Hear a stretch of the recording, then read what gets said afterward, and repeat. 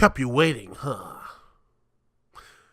Well, terrible snake impression aside. Hello, ladies and gentlemen, boys and girls, children of all ages. It is me, Duke CT. It has been a while, a long while since I did this.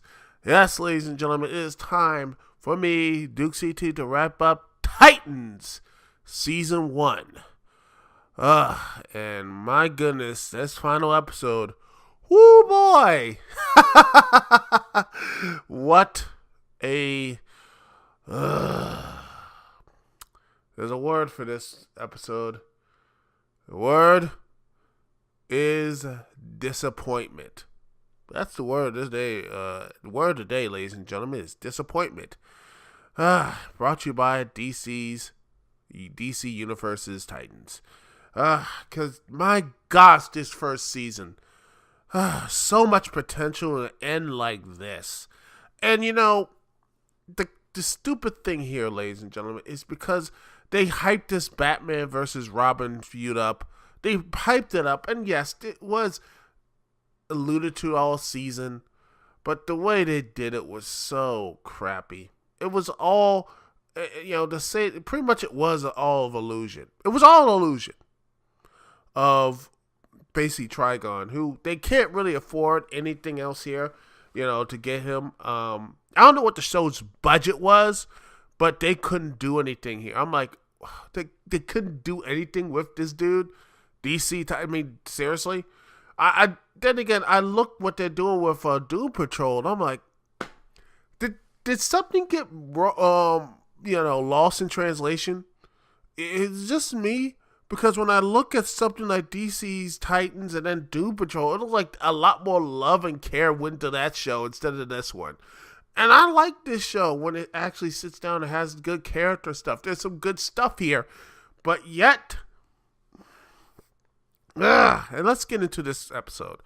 The episode pretty much is Dick Grayson in Trigon's little fantasy world. As he and Dove,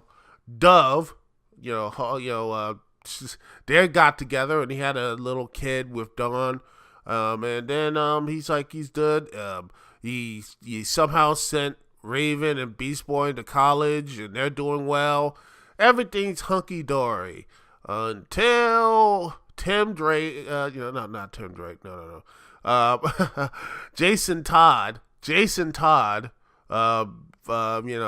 Comes in rolling in a wheelchair, saying, at the end of the day, basically trying to bump up, Dick Grayson's ego. Like, he's the true Rob. You are the best of the best Robins. I'm like, dude, his name ain't Tim. Yeah, you know what? The dude's name is not Tim Drake, all right? Yes, I like Dick Grayson, but Tim Drake, to me, he's my number one. Yeah, that to me is, Batman's best Robin. Don't at me. Yeah, I said that. But yeah, in the fantasy world, Dick Grayson finds out Batman, is losing it because, Jim Gordon got murdered. Jim Gordon got murked by the Joker, and I think Alfred died, and then you have Barbara's missing. Everything seemed to be going so badly for the Dark Knight. He's been excommunicated by the Justice League. He's basically on his own. Which is funny because if Batman did go rogue, let's be honest, Superman come in there and just, he'll slap some sense into him. Or the Wonder Woman, Flash, all the other people. The Justice League would have came in and bitch slapped Batman, get him like, like, hey man, we got you. That's like we would slap the taste out of him. But of course, it seems like was the only one who can talk to him is Dick Grayson. And Dick Grayson seems to be getting to him, But then he murdered the Joker right there. Basically ends Joker's life. And then he doesn't stop there. He doesn't stop the Joker. He kills all of his rogue gallery. Everybody, from Two-Face to Penguin, all the people from Arkham Asylum. And heck, he killed off the tattooed Riddler. Which, by the way, the Riddler pretty much used a gun to cripple Jason Todd, by the way. Let's see what else. Starfire is a government agent because why not? Anyway, the Trigon, who's now basically a police commissioner and such, and he goes in and, he convinces, Dick Grayson to reveal who he really is. Dick Grayson's okay.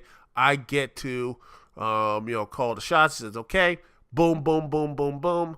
And then, it looks like he finally, kills off Batman because, Batman kills Starfire. He says, and, guy was like, okay, screw it. Murks Batman. And then the dream ends. And, Dick Grayson turns, to the dark side. And with some nice little colors and such, like, yes, he's truly evil and such, went to the darker path. And thus, it ends. Oh, yeah. But there's a bit of a special scene as Cadmus and such, Cadmus, there's an escapee, and it's Superboy, a mixture of both Lex Luthor and Superman's DNA, and that's who he also releases. Krypto, superhuman dog, which hopefully will liven up the series. Who doesn't love a good pupper? Good puppers and such. But besides that last ending, this was a completely disappointing episode. Doesn't wrap everything up. And I know they wanted to do something big for season 2, but you were building up to this. You were building up to Raven and Trigon for season 1, and then you basically give people a gut punch, and trying, not good word, just saying, oh, don't worry, we're going to tease this thing to the second season, which, shooting was delayed, by the way, until April. But hey, that stuff happens. But this, it frustrates me. The way to end it was really just terrible. A really terrible way to end it.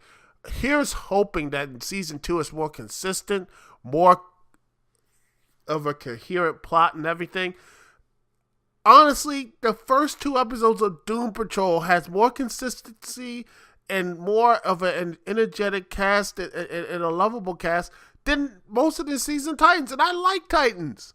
What the hell? Come on, DC Universe. I mean, I expected this type of just terrible plot and terrible, not terrible, but just a lackluster finale to Doom Patrol and the mess of that instead of one of the most biggest properties you have, one of the most connective properties you have with the young folk and everything else, DC, like the Teen Titans and Titans and such. This was just a very bad look. I hope in the second season they could really streamline and be better and, try to be more of the weird stuff. And I mean, I hope they look, I hope with this with Teen Titans have become more of a lighter and hopeful show, because that's what Doom Patrol has, is a heart. And then I wonder heck, the reason why I got DC Universe was not because of Titans and Doom Patrol. It was pretty much because of Swamp Thing and the comics and, and other things and such. But the TV shows and the stuff that could be something really, should be something really good. Titans was just this mess, and I'm hopeful. I'm really hopeful that in the second season, we'll have more coherency, because again, a lot of shows have weak first and second seasons until everything just starts to click. And I'm hopeful that this show has that type of rebound, because I honestly think the people in the cast do a hell of a job. Everyone on the playing Beast Boy, Raven, Starfire, and Dick Grayson, all the actors who play them have done a really, really good job with the stuff they've been given. And I'm hopeful in the second season they get more meaningful stuff, more connective tissue, and more putting things that show the heart. because there's no heart in this series, man. There's likable characters, but there's no heart. Doom Patrol for 2 episodes has a heart. They got heart in there. I need to have a heart in Titans. And until they do, I don't know what the show is. Maybe Crypto can be that heart. I'm hopeful it can be. Anyway, that's it, ladies and gentlemen. Sorry it took so long. Hopefully, when DC Titans season 2 comes in, I'll be more more engaged in that. So hopefully that will be a very more aggressive. That will be more my ideal. And if you want me to, I will try to do Doom Patrol both episodes. But I'm gonna save the entire Doom Patrol season and everything there for the Duke CT Lounge. I'm gonna probably watch all of that and give my entire thoughts of the series there. And that will probably be what is the pretty much what's gonna happen in my thing. That's gonna probably be the schedule, unless you guys want me to talk about that in later episodes. Anyway, this is Duke CT here. Peace, love. See y'all when I see y'all later.